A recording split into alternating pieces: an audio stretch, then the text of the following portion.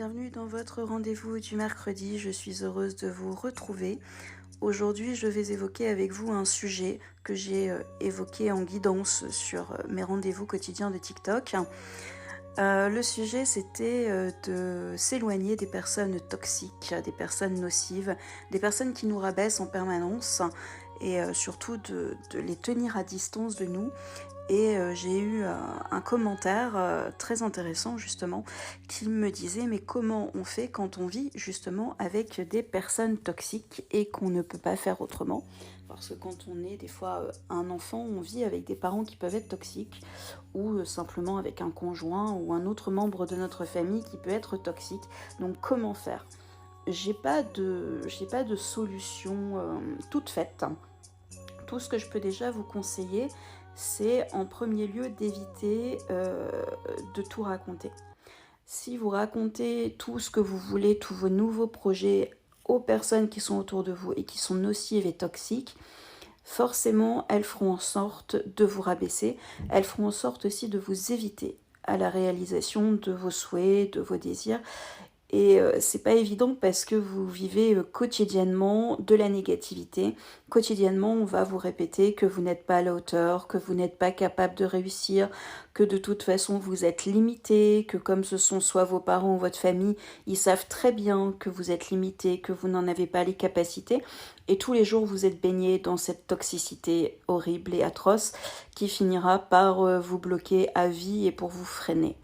Donc, évitez le plus possible d'entendre et d'intégrer ce genre de message. Je sais, c'est pas évident. C'est vraiment pas du tout évident. Du coup, protégez au maximum vos projets. Évitez de dire ce que vous voulez faire. Si vous êtes étudiant et que vous rêvez de faire certaines études et que vos parents ne sont pas d'accord, je comprends la complexité. Soit vous allez vous battre pour réussir à faire le projet que vous voulez, parce que là, il va falloir vous battre. C'est votre vie, c'est votre futur. Ce n'est pas le futur de vos parents. Soit vous trouvez le moyen d'être complètement autonome de vos parents. Je parle d'une autonomie financière, de trouver un job à côté même si c'est pas simple, d'avoir une autonomie parfaite. Comme ça, vous ne dépendiez plus d'eux. Et du coup, toutes leurs réflexions n'auront plus lieu d'être parce que vous serez enfin indépendant. Enfin ça c'est vraiment des extrêmes. Il n'y a pas de solution miracle, hein, je le répète, et je suis désolée, j'aimerais vous donner des solutions et des claquements de doigts. En un claquement de doigts, ce serait fait, ce serait résolu, mais pas du tout. Vous allez devoir vous battre dans votre quotidien pour éviter que la toxicité puisse vous atteindre et puisse freiner vos projets. Il va falloir vous protéger au maximum de ces idées négatives. Si déjà vous avez conscience que les personnes qui vivent sous le même toit que vous sont négatives, sont néfastes, vous font du mal, déjà c'est un premier bilan où j'ai envie de vous dire bonne nouvelle. Vous savez déjà qu'autour de vous, on ne va pas vous aider, on ne va pas vous soutenir. Du coup, vous avez certainement au fil des années développé un instinct de survie pour pouvoir réussir à vous évader, pour pouvoir réussir aussi à réaliser vos projets sans qu'il y ait trop de casse. On est bien d'accord. Donc continuez à vous protéger au maximum, évitez au maximum, et je sais que c'est pas évident parce qu'on a toujours envie de partager avec nos proches les bonnes idées, les bonnes infos, tout ce qu'on rêve de faire, etc. Là, je vous conseille, voilà, de ne pas le faire. Pareil, si vous rencontrez quelqu'un que vous aimez, évitez de le dire. Évitez de présenter cette personne si la relation est trop tôt, si elle débute. Voilà, c'est pareil pour vos résultats, vos projets. Évitez de les dire trop tôt, évitez de les dévoiler trop tôt, parce qu'au plus vous allez le dire tôt, au plus vous allez être cassé tôt.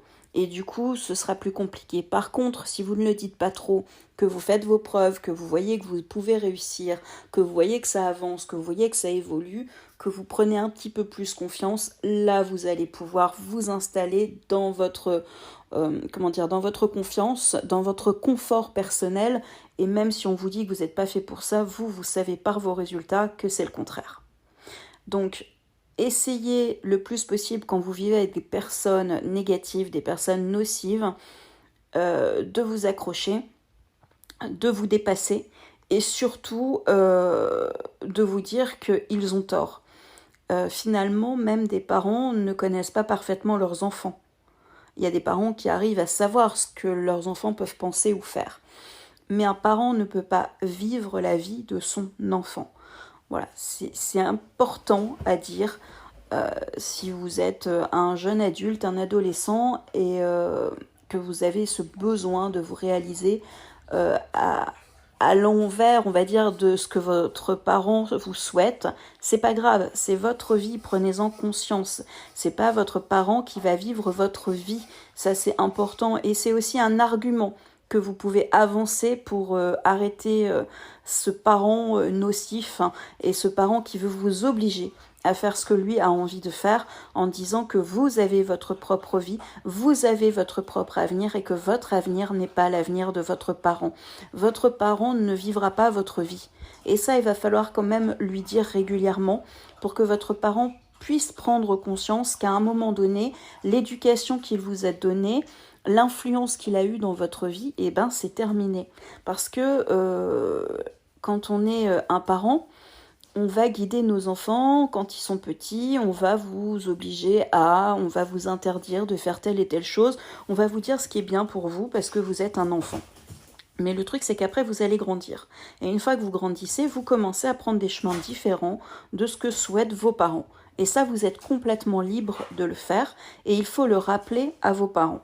Donc je ne sais pas si j'ai pu répondre à vos questions parce que le sujet n'est pas si simple que ça à aborder. Mais en tout cas, si vous vous sentez seul avec cet univers de parents toxiques ou de gens toxiques au cœur de votre foyer, n'hésitez pas à en parler à votre médecin parce qu'il peut aussi vous aider. N'hésitez pas à en parler avec un ami bienveillant aussi pour avoir une personne avec qui vous pouvez quand même parler, une personne bienveillante qui peut aussi vous donner de très très bons conseils. Voilà, n'hésitez pas à commenter cet audio, à m'envoyer des vocaux et je serai ravie d'échanger avec vous.